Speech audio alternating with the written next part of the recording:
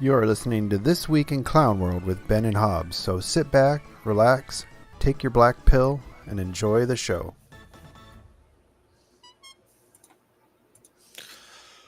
Good evening, gals and pals. It is time once again for another episode of This Week in Clown World with Ben and Hobbs. I'm Hobbs. He's Ben. You're in Clown World, and Clown World, the capital of Clown World, is on fire.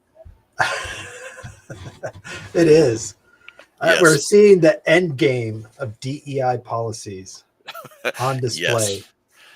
Yes. Remember a few months back when Boeing airplanes were falling out of the sky and people were blaming DEI and other people were saying, no, this is a fluke and blah, blah, blah. Well, now one of the largest populated cities in the world is being burned down.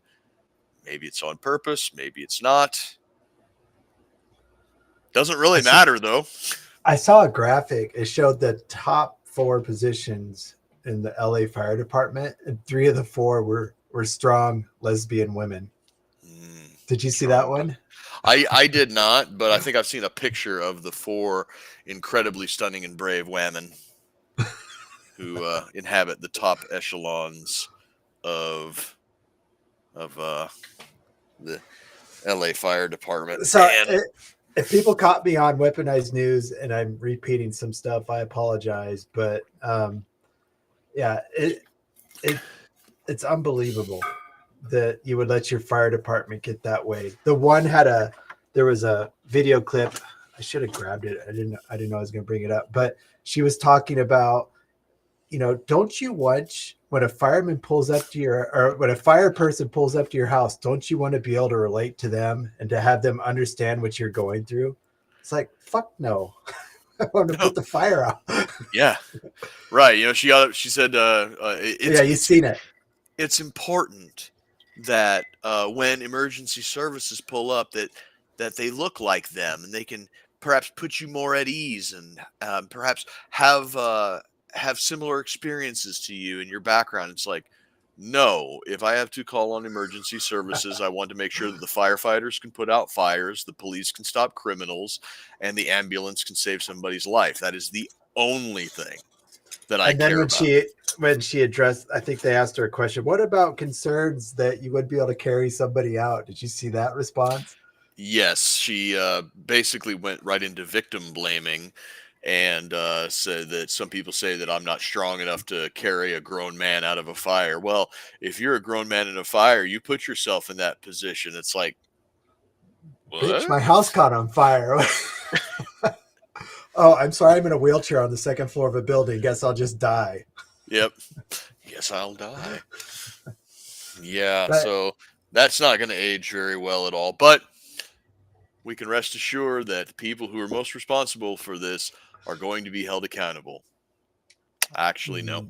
No. The strong, independent lesbian woman who was the proud DEI sponsor, the fire chief, was herself fired. I'll give her this much. She's actually seemed competent. I think she had a history of being an actual firefighter. I mean, she seemed like a bitch that would be able to carry your ass out of a fire. Yeah, she definitely fell on the butch end of the spectrum. Yeah. But yeah, you're right. She does seem like she was competent. There were some reporters asking her some questions that you could tell that she was really grinding against the cognitive dissonance, because in the previous, prior to the fire, the interviews that she was being given about, how great it is to have a representative fire department with diversity and all this shit. You can tell she was a true believer in that. Right. And now that everything is falling apart around her and it's her head on the block, she's like, maybe this performative inclusivity was a bad idea. And the reporters were asking her, some pretty probing questions like, why wasn't there any water? And she kind of was just like, listen, we don't control the water. That's Department of Public Works. You're going to have to take it up with them. She's like, when my people arrive on the scene and they pull that hose off of that fire truck and hook it up to the hydrant, they expect the water to be there. She's like, I don't know how it gets there, but it's supposed to be there. And it wasn't. And so then finally one of the reporters was like, "Did the city fail you?" And she kind of like was mumbling and kind of deflecting a little bit. She's like, ma'am, did the city fail you?" And she finally just said, "Yes, the city failed us." Next day, she's fired. And it's funny because she got fired today, right? Mm-hmm. So when I was on Weaponized News with Sam, I said, she's got a lot of guts saying that because she's in an appointed position. So Yep. she's wanting to let the truth be known. And I cannot believe that they fired her. Yeah. Yeah, they let her go. And meanwhile, the mayor, Karen Bass, and this is something that I was meaning to dig into her a little bit so I could have my facts straight tonight, and I regret not doing that. I got busy doing something else that I'm working on. Son of a bitch. Facebook just stopped us, by the way. So I don't know what the fuck. Whatever. Probably said lesbian too many times.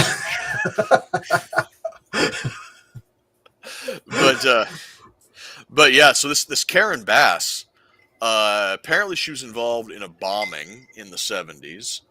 And She's part of that Weathermen or whatever. No, it was a group like the Weathermen, but she wasn't one of the Weather Underground, but it was a group that was similar to it. And she fled to Cuba to escape justice. Now, 1976, I believe, was when the bombing took place and she fled to Cuba.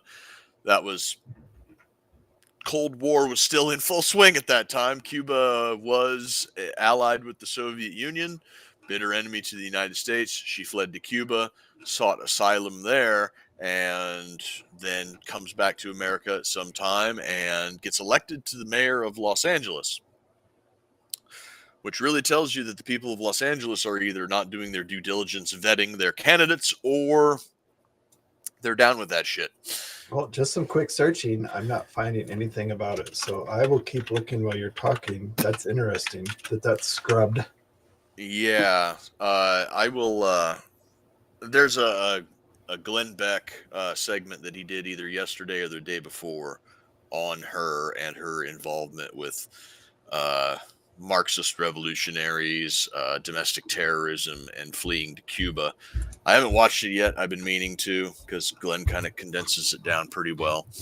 But that's really interesting that people like that can do those things and come back and not only be welcomed back into the United States, but then climb their way up to the top of political ladder. Other people, you mentioned the Weather Underground, Bill Ayers and Bernadette Dorn. They were the leaders of the Weather Underground. They actually got people killed in the 60s and 70s with their bombing, and they're both tenured professors at, I think, Columbia University. Well, so, the only information I'm finding out about this, that's weird. Her past seems like it's a little bit of a blank slate, is from Glenn Beck. And I know Glenn Beck is not a bullshit artist, so I'm going to say this is one of those things that's been scrubbed off the internet, and somehow Glenn managed to find out the details on it. Yeah, if there's one thing that Glenn Beck does well, it's historical deep dives. He's really good at that sort of stuff. He's got a team. I mean, I'm not going to say that he's doing it all by himself, but he's got a very, very well-rounded team that usually fleshes those things out pretty good. I can't see Glenn Beck just throwing that out there just for shits and giggles. So I'm going to guess it is true, and that's interesting. Yeah, it's opening yourself up to a libel and slander lawsuit if you're making it up. Somebody high profile like Glenn Beck's not just going to bullshit that out. But yeah, I mean, just seeing her response to this and seeing interviews, she's about dumb as a box of rocks. Doesn't seem to have any idea what's going on. Just typical DEI feel-good popularity contest. Well, that's the interesting thing about it. She's blaming her current criticism on people don't like me just because I'm a black woman. And it's like, bitch, you won an election. An election is a popularity contest. People don't like you because you've proven yourself to be completely incompetent. Okay. People don't like, obviously you and I don't fucking like her. That doesn't matter. We're not her constituency. Her constituency doesn't like her now either. Right. Obviously, you know, America's going to hate your ass because you're an idiot who let your city almost burn down.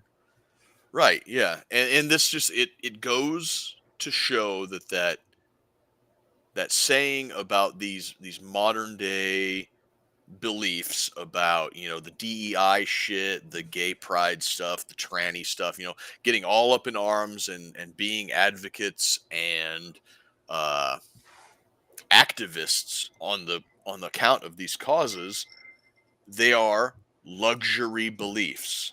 Hmm. When everything is going good, that's when you can, you know, Sure. go full throated, whole hog, all in for this type of crap. But when the shit hits the fan, it's time to call the strapping young lads to come Yeah. in and fix Speaking of things. shit hitting the fan, what do you want to guess the makeup is of the people flying those planes and helicopters? Think there's any strong black women? I would be willing to bet that there would be one or two, but it's probably almost all men. Yeah, all white dudes. I mean, those. I've seen some videos of the drops that they've done. I mean, some of those have been, chef's kiss. Those guys are masters of their craft. Yeah, and some of them have been absolutely embarrassing. Like when they tried to drop the water on a burning house and they hit the fire engine and the firefighters that were next to the house and didn't touch the house at all. That was you can just hear the Benny Hill music playing. Well, I mean, granted, that is a very tough thing to do. They have a Wildland Fire Academy out here. They invite people from all across the state. Being on city council, I got to go out and watch it a couple times, and I mean that's tough to do. You got the wind blowing, and you have the thermals coming up from the fire. It's a tough thing. So when those guys drop that dead on there, that is amazing. So I can understand how they missed after seeing it in action, but. Yeah, I know this is just one of those ones that's like it's so funny because of they hit the fire truck and not the house. And I shouldn't say it's funny, you know, that's somebody's life that's going up in flames. But you imagine the firefighters are standing next to their engine watching this house burn down. They hear the plane, oh, here it comes, and they're watching the house, and then they get drenched and like, At least it wasn't the pink shit. Yeah. That's the opposite of DEI. The people in the airplanes, they're the ones doing all the work at this point.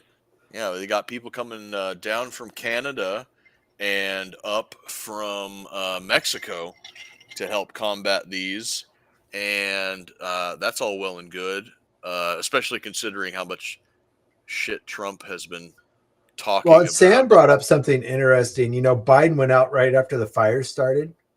Yeah. They shut down the airspace. Yeah. Well, they shut down the airspace because of him coming in.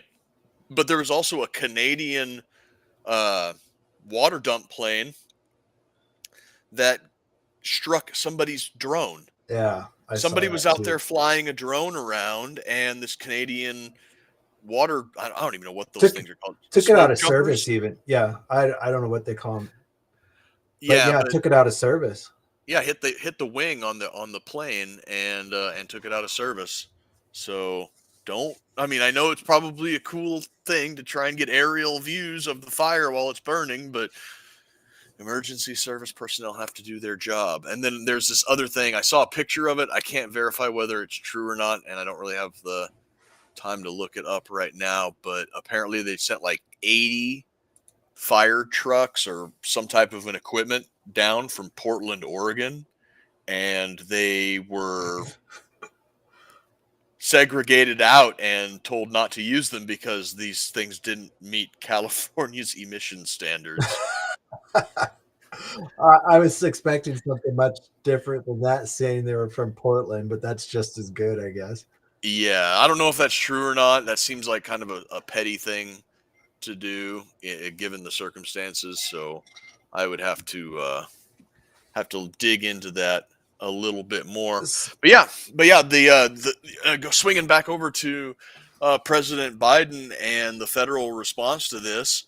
He was there the next day and has promised federal aid will cover 100% of the rebuilding efforts. And meanwhile, FEMA has people in Western North Carolina in single-digit temperatures living in tents still. Yeah, they also said they were going to cover rebuilding efforts in North Carolina too. So what he says and what they do, but that's the difference between being a poor redneck in North Carolina and being a rich Hollywood elite living in Palisades, maybe. Maybe, but I think it has less to do with the Democrat-Republican split and more to do with the power and influence and people who don't have it. Because if you look back at some of the other disasters that we've had over the past few years, California Palisades wildfire gets a visit from the president the next day, promises of 100% federal aid to rebuild the area, yada, yada, yada. That's because the people that lived there were reliable Democrat voters with Just a power, money laundering thing, I'm sure. with power and influence. These were your celebrities and your people who had like big Instagram accounts and whatnot. If you take a look at something like Flint, Michigan, or what happened in Lahaina in Hawaii when they had their big wildfire that took them down, those are also demographics that will reliably vote Democrat no matter what. But they're poor and they don't have power and influence. And then you take a look at what happened in East Palestine, Ohio, with the train derailment and the chemical spill, and what happened with Hurricane Helene up in the Appalachian Mountains. Those are all reliable Republican voters that have no power and influence. So we're seeing a theme here that's not necessarily a left-right split or a Democrat-Republican split. It's who wields the power. Well, Joe can say that, but he better make it happen in the next 9 days.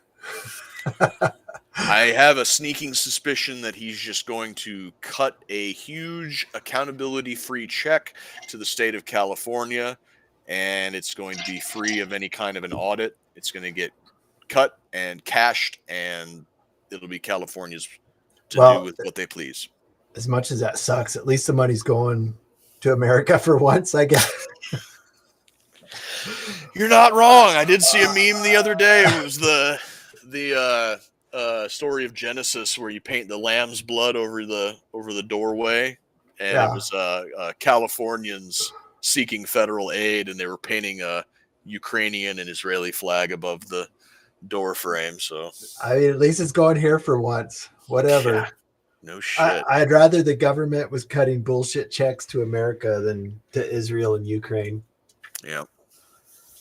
That's got to put Zelensky's just been loss after loss for his funding. I mean, America keeps having stuff pop up where, you had the North Carolina situation. Obviously, the government's not going to send a big check to Ukraine, at least over the table, when you have that happening. Now this.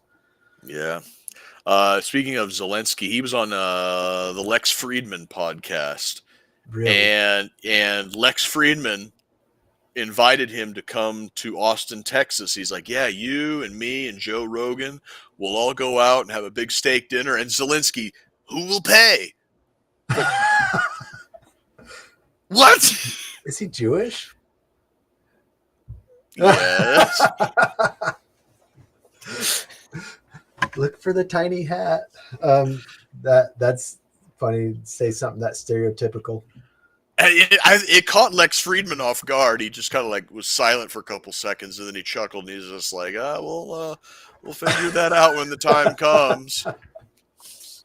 He can't be that hard up to cash. Surely he's been pocketing a shitload of all this money that goes over there. Yeah, it's hard telling. I mean, it's going to be interesting to see. Yeah, it'll be interesting to see where that guy's at in 10 years, living in some tropical country, I assume. But I'm going to assume it's not going to be Pacific Palisades, California. No. Yeah. Let's just, before we crack wise about the California fires anymore, let's just take a moment to remember the real victims of this wildfire. Black Lives Matter founder Patrisse Cullors lost 2 of her 3 LA Oh, mansions in the man. fire. Yeah, and all the I saw somebody said let's take a moment to recognize the unknown victims in all the kiddie porn dungeons under these houses. Yeah, you ain't kidding, man. There's probably some children that died of smoke inhalation chained to the walls of some of these. I mean, it was all those Hollywood elite weirdos. Mm-hmm. I mean, Now, Sam's theory was that this is part of Agenda 2030 and they wanted to depopulate that area, so they're not going to rebuild it. that's one of the possibilities. Another one is that Pacific Palisades is a prime location being considered for the 2028 Olympic Games. And these people just had to move. So you destroy their insurance, which the state of California and their onerous regulations did. A lot of these people had their insurance policies canceled like 2 weeks ago. So they're not going to get a payout for the house. They're going to end up having to take. We just comment, oh no. Anyways, Yeah. Oh no. Anyways, this land is now pretty much blighted. You've got all of this. What was the infrastructure there is completely trashed now. Oh yeah, it's gone. A lot of it's probably like, I don't know, like I wouldn't say like leaching toxic material into the ground, but it's not like you can just plow this under and then use the land for something else. It's going to take a significant investment to redevelop this land into anything usable: farmland, residential area, commercial, industrial, anything that you want to turn it into in the future is going to take a significant amount of time, effort, and money to do. So why not just pave over it and make a giant Olympic stadium out of it, right? Right. Sam's theory about Agenda 2030. Well, I'm not going to say it's Sam's theory. It's a lot of people's theory on the internet that this is going to be the beginnings of a 15-minute smart city in the United States. Yep. And if y'all don't know what that is, imagine a meticulously planned neighborhood where everything that you need is within a 15-minute walk of your home. They have some of these in Colorado already. They're creepy. Right. It sounds it's like the Truman Show or whatever. It's just like a fake. We went to one 2 years ago as a family. I had to run my son down to Denver Airport, and we stopped at this town on the way back, and it was one of those planned cities. And my daughter was like, what is going on here? This just feels creepy. I mean, you're right. It's like Truman's Show or Stepford Wives type shit, man. It's there. But the thing is like when you try to sell it to people as a planned city where everything that you would need is within 15-minute walk of your house, sounds great until it's. And if you want to go outside of that 15-minute bubble, you have to pay a toll. Because going outside of that 15-minute bubble would usually, in most cases, require you to drive a car, which would be a carbon emission. So your toll is right. Yeah. So it's essentially a prison. It's an open air prison. It's a prison that you have the ability to walk out of the gates of. It's just going to cost you some money. And then you turn it back around to the you will own nothing and you will be happy. And things start to kind of get a little sinister. Yeah. Yeah, those planned communities. Yeah. They have them all over down the Front Range of Colorado. And they're just the creepiest shit you've ever been to if you ever go. I mean, it's worth driving into one just to see what they are. It's like a movie. It's like a movie set. The buildings are cheaply made. They try and make them look like small town America, the downtown areas, and it's just like, how you see in the old West towns, they have those facades on front of those. Same thing. It's just so weird. I could see them doing that there. It's going to be affordable housing, right? Yeah, exactly. and it would be the first of its kind in America that has the type of publicity that Pacific Palisades would have, because that's prime land. It's beautiful. Or it could also be an effort to kind of rewild the area. Yeah. I don't know. Don't know for sure what's going on, but I can guarantee that it's nothing good.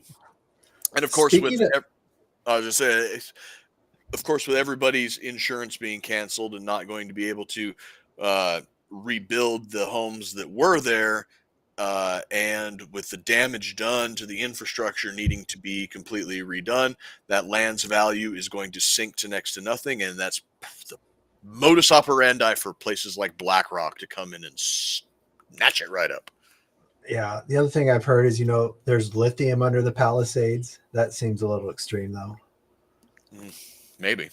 That somebody would buy all that up to dig a lithium mine. But, that was DEI on display.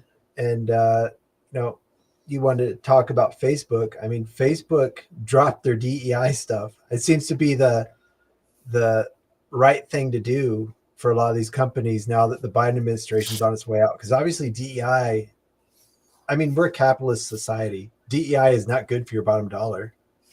No, it's, I think that I got to word this in a way that makes sense.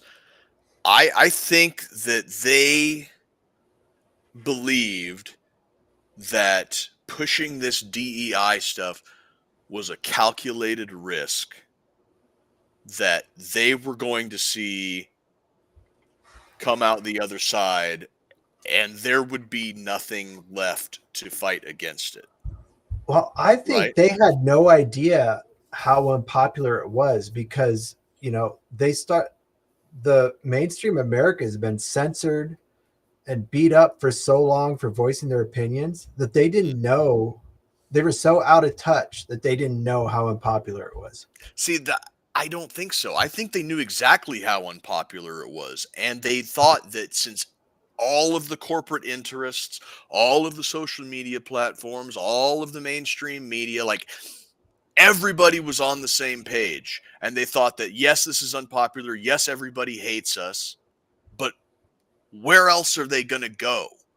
Like, yeah, you could go watch Fox News, but they were pushing the same shit too, just a little bit softer, right? They were all going in the same direction. They were all pushing us towards the edge of that cliff. We had no other options to go to until Elon Musk bought Twitter. So I was just going to say, so that works fine unless somebody doesn't toe the line. So you think Elon Musk was the breaking point? Yeah, that's when things just started falling apart. As soon as Elon Musk bought Twitter and took off, not all of it, but the majority of the censorship and everything, that's when people successful. Yes. See, the way that you successfully gaslight people, there's 4 things that you need to do to successfully gaslight people into coming to one view or another. You need to lie to them. You need to lie to them confidently. You need to lie to them often, and you need to segregate them from the truth. They were doing that well. Here's another thing I think broke it too, though, not to interrupt you, but video games. Yeah. I mean, it seems stupid. No, it doesn't. Video games were the last little chunk of popular culture that they didn't have their tendrils fully invested in. Mm-hmm. You had the Gamergate stuff back in 2012. Yeah. That kind of died down a little bit after, it ran its course, and they started working their way back in. They started to wokeify a lot of popular IPs, and there was pushback. But when the methods with which you push back are all censored and going in the same direction as the people that you're trying to push back against, then you get gaslit. Man, maybe I am crazy. Maybe I am alone in this. Maybe this is more popular than I think. Am I backwards in my way of thinking? Am I an intolerant bigot? Blah, blah, blah. And then suddenly that governor gets taken off of Twitter and everybody's like, no, you're not alone. We hate this shit. we hate this shit because it's gay and retarded. Yes. We had a comment over on YouTube. Somebody asked, has there been any blue build was Messianic Minarchist? Has there been any blue roof buildings surviving like in Hawaii? No, I didn't see any. No, this seems to be from a ground up fire. Ground up, inside out. This doesn't seem to be from a top down fire. No blue buildings. X and video games broke the blockade there, and it just keeps toppling. I mean, I think a lot of them are going to do it quietly. I don't know why Facebook was so vocal. I think it's because everybody fucking hates Facebook so much for the shit they pulled. Yep. Mark is on his redemption arc right now. Started lifting weights, doing jujitsu, probably taking some TRT, grew his hair out. Sam played a video of him. I said, well, it looks like they found a good fluid for his android body that gives him a human color finally. Yeah. He's out there getting sun. He looks like a real boy now. Throwing the Biden admin under the... I don't know if I believe that. I don't know what to believe from that guy. He's pretty shifty. He's not dumb by any stretch of the imagination. No. This very well could just be an opportunistic heel turn to... He sees that Trump is the president. He won the popular vote. Nationalist populism is on the ascendancy right now. I'd better hop on board that train. Yeah, I mean, if you ever know the story of his background, I mean, that guy stab anybody to get ahead. I mean, I think he'd push his own mom in front of a bus if it meant he could get ahead. Yeah. But I mean, yeah, Elon. I mean, they're in the same market, him and Elon, the social media. So, I mean, Elon beat him to the punch by a lot there. Right. He's shit canning the fact checkers and instituting a Twitter style community notes. I've seen that pop up. Have you seen it yet? No, I haven't yet. Yeah, they don't shit can stuff like they used to. They show you, it's got a button like something pops up like on X, the community. Mm-hmm. And it shows you different things that have tagged that for being iffy. I didn't see any community notes, but it left it up instead of just deleting it outright. That's good to hear. I was afraid that he might have prematurely announced that this was coming without having it developed and implemented yet, because I've been seeing a lot of leftoids who went from screeching about no, the fact checkers are going away. They're just gonna the MAGA people are just gonna flood Facebook with lies, to themselves flooding Facebook with lies, obvious bullshit. Right. So they can be like, see, this is what happens when you don't have fact checkers. The pop-upper was those third-party fact checkers that are probably all bullshit too. But it wasn't just Facebook being like, get it out of here, axed. Right. Yeah. So you could at least see it and go look at why. The one I saw was Bill Gates it was a supposed tweet from Bill Gates that he was going to start putting vaccines in food.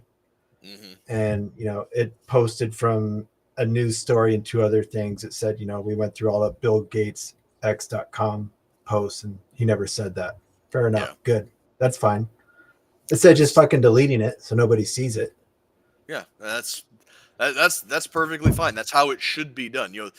The Twitter community notes, I think, exceeded everybody's expectations. It has been absolutely stellar. Because, none of us is as smart as all of us, right? Yeah. If you get a fact checker team, the chances of them being biased in one direction or the other is very high.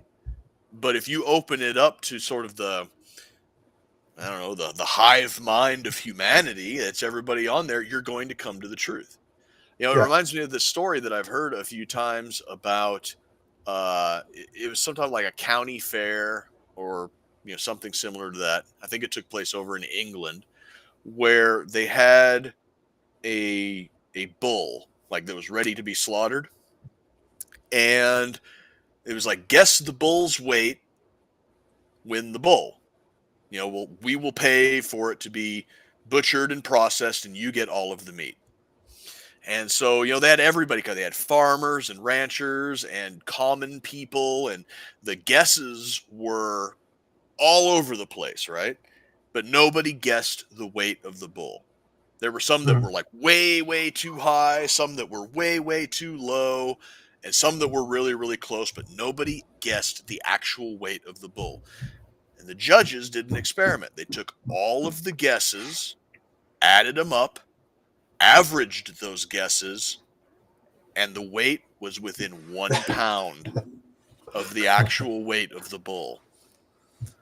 None of us is as smart as all of us. Well, and I forget what the question I had. I was in some technical forum on Reddit, right? And I asked it, no responses.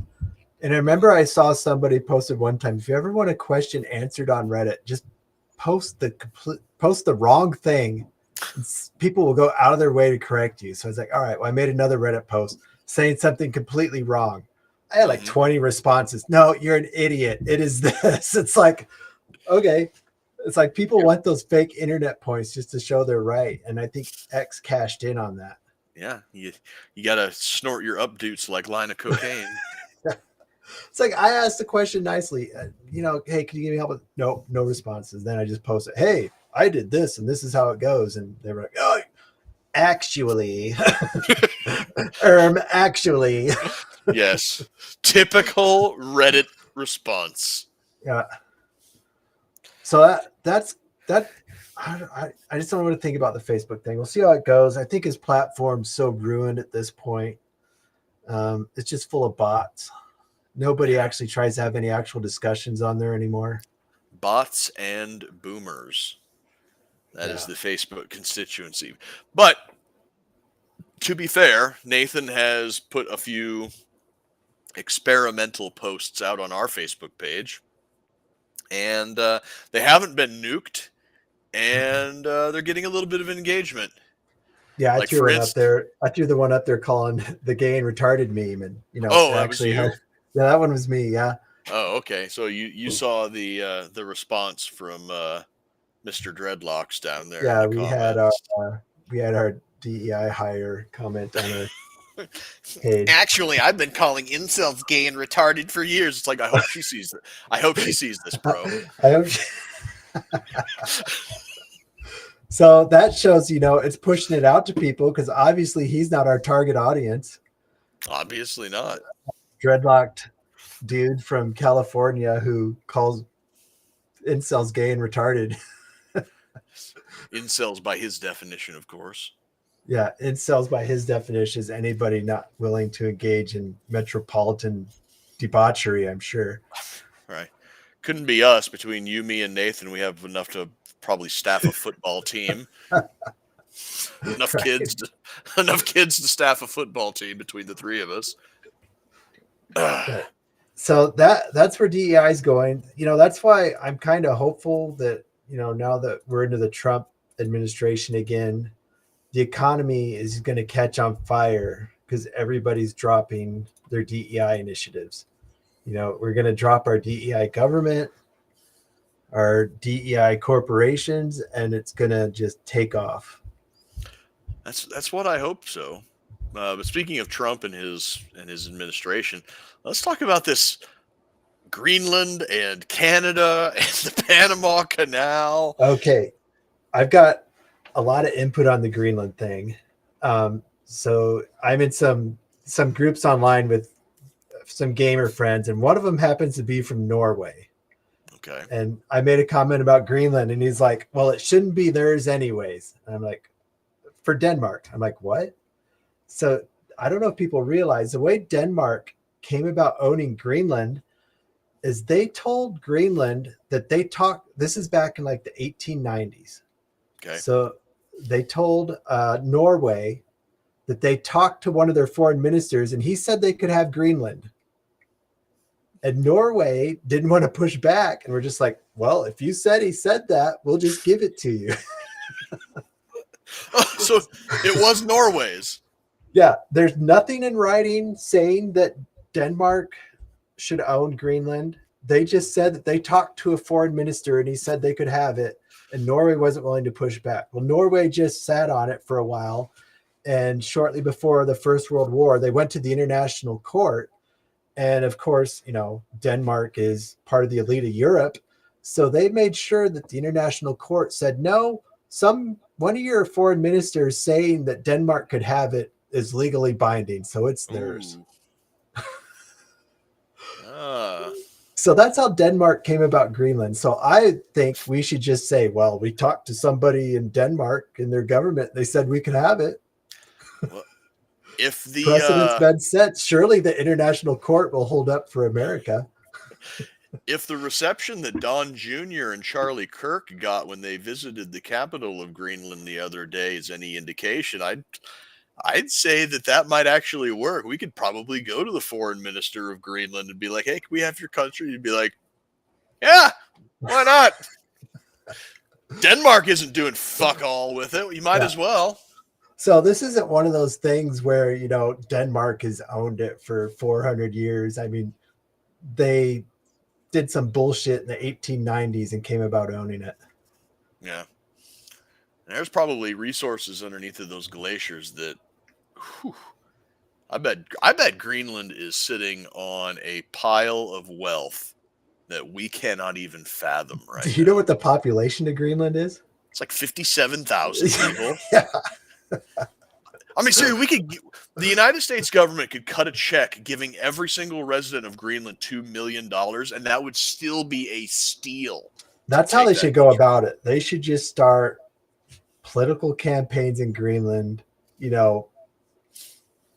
vote to become an American, vote to break ties with Denmark and become an American territory. We give you give $2 million. Yep. I mean, we waste so much money, whatever. It's right. It's a drop in the pan.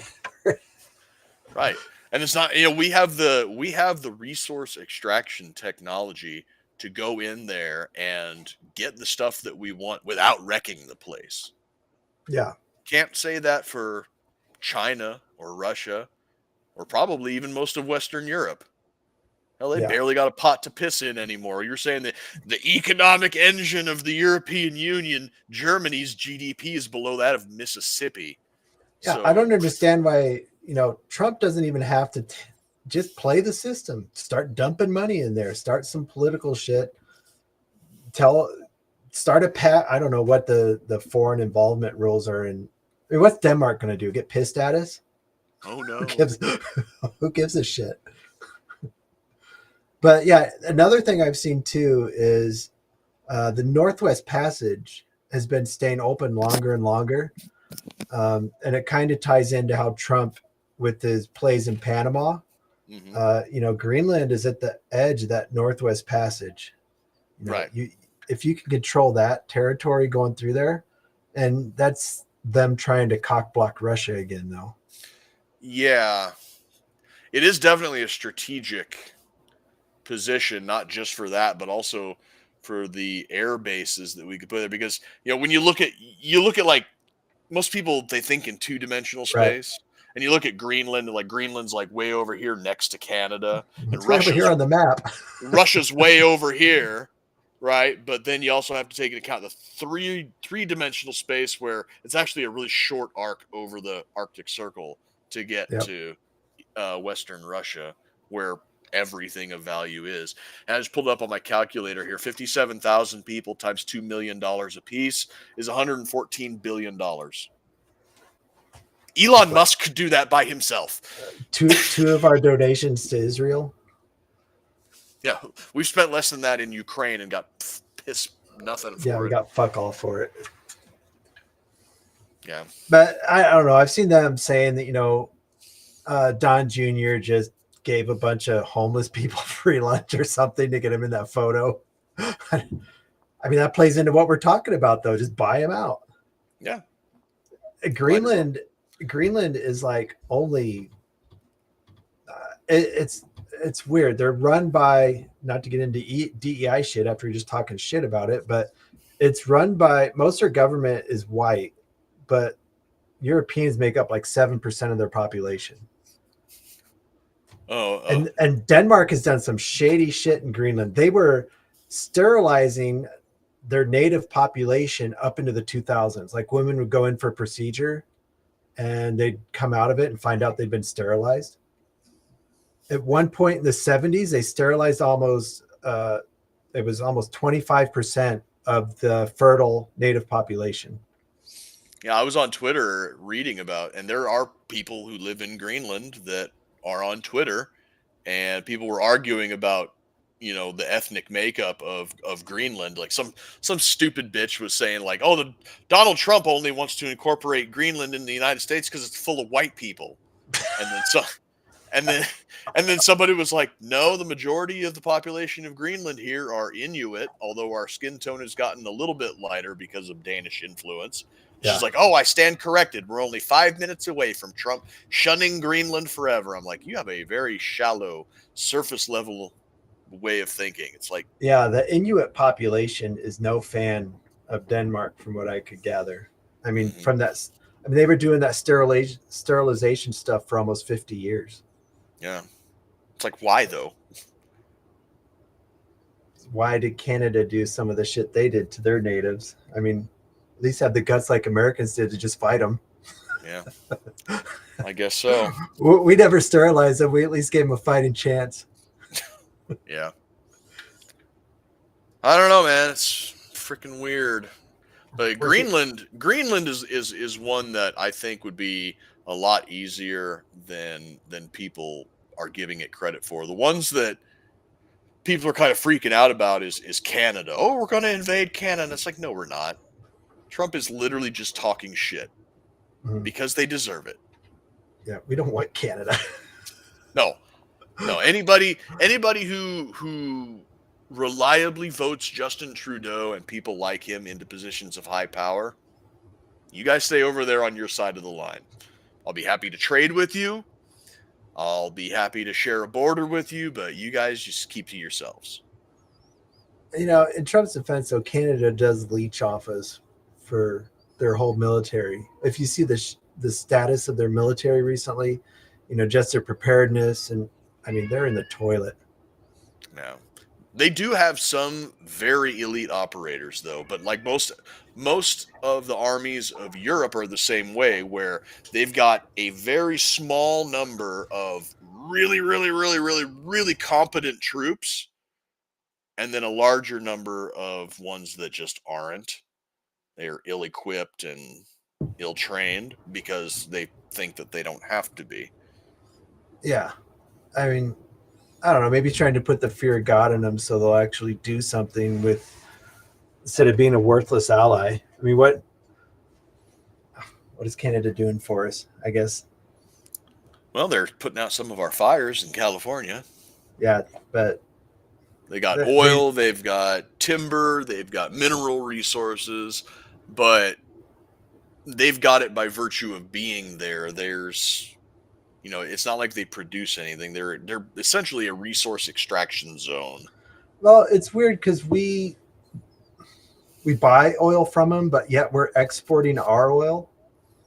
The oil market is very incestuous. It's like everybody's buying and selling to everybody to just I think that they do that on purpose because it keeps from war breaking out. If everything is connected and tangled together and globalized, I don't see a reason to fund Canada by buying their oil while we're shipping ours off. I mean, let them stand on their own. I mean, the way Trudeau's talked about us, and I don't know how Trudeau gets in there either. I mean, is Trudeau a representative of the average Canadian? I wouldn't think so. But he gets elected, so maybe he is. But okay, we're getting close to the end. I wanted to hit on Carter a little bit.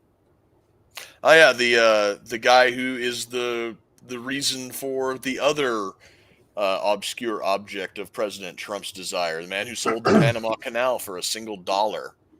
Yeah. Let's talk about old Peanut Jimmy. What I don't, the left does is they've raised him up as some sort of Jimmy Carter the Saint, right next to George St. Floyd. But by all measures of the progressive movement, Jimmy Carter was an absolute failure. He busted up unions. He brought back the draft. He was pretty much responsible for a genocide in East Timor. Mhm.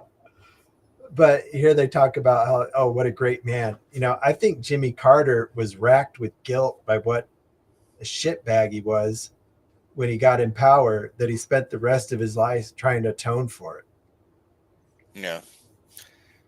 Well, I mean, I don't know if you dig into his history a little bit, he was really like just a small town dude that was kind of thrust into that position. I think. I don't think he really had any aspirations of being the president He until didn't seem to somebody do said, any pushback, though. I mean, you read about how, I mean, he just went along with it. Is what concerns me. yeah. I don't know. He just seems like he was like this, like a nice guy who was just afraid to push back at all, very unconfrontational. Oh, Panama wants to buy the canal for $1. Well, I guess so. Shucks, it is their land. Yeah, and the Oh, history of that canal too. the Iranians want to take some of our hostages in the embassy because they want something from us. Well, let's see what they want. No need to spin up SEAL Team 6. And he Yeah. was immediately after Nixon, wasn't he? Is that how he got in? Nixon and then Gerald Ford. Oh, well, that probably And helped him a lot. and then Jimmy Carter and then Ronald Reagan. Ronaldus Maximus, who wasn't that great either when you look at, conservative values and whatnot. You had a whole bunch of fucking Mitt Romney. We had a whole stretch of Mitt Romney, John McCain's for a while there, if you think about it. I mean, Yeah. Carter was basically middle of the road centrist. Reagan, the Bushes. Yep. Clinton. And I brought up on the show, I think that Kennedy was the last real president before Trump, the real people's president. Yeah. And look how he ended up. Yeah, and try to do the exact same thing to Donald Trump. I mean, he's not out of the woods yet. Yeah. Although Reagan did survive an assassination attempt. Yeah, as but well. that guy was nutters. It wasn't a CIA funded operation like. Who was it that he was trying to impress? Oh, shit! The chick from Silence of the Lambs. Hello. Yeah. Yeah. Jodie Foster. Jodie, yeah, got it at the same time. Yeah, he was a little out there, a little nuts. Shot Reagan. If I kill Ronald Reagan, Jodie Foster will fall in love with me. I'd like to see that chart that from. Yeah, that's quite the float chart Sunny. you got there.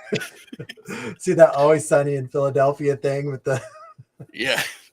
It's like step 1, acquire gun. Step 2, assassinate Reagan. Step 3, ? Step 4, Jodie Foster falls in love with me. Wasn't she? I think she was a child actress at that time too, which is extra creepy. Like 14 or 15 or something like that. Yeah.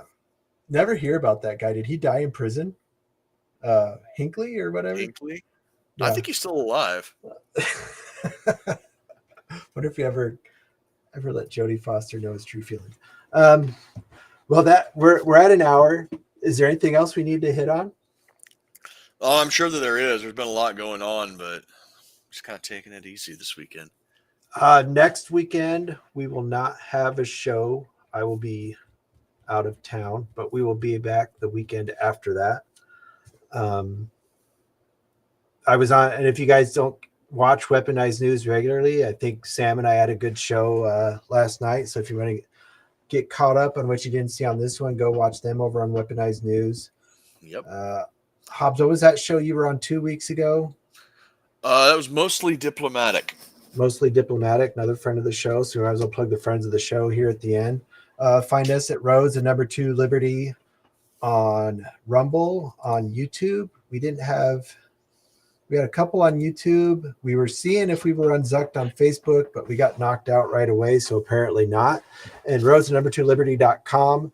R2L Pod on Twitter, but I found out if you just search for R2L Pod, we're the only one that comes up. If you can't remember that, you'll find us there. So from myself, thanks for joining us. It's that little symbol down there is a profile picture on Twitter. Yep. You got the weaponry over the roads, number 2. And so we will see you guys in 2 weeks, and stay honky.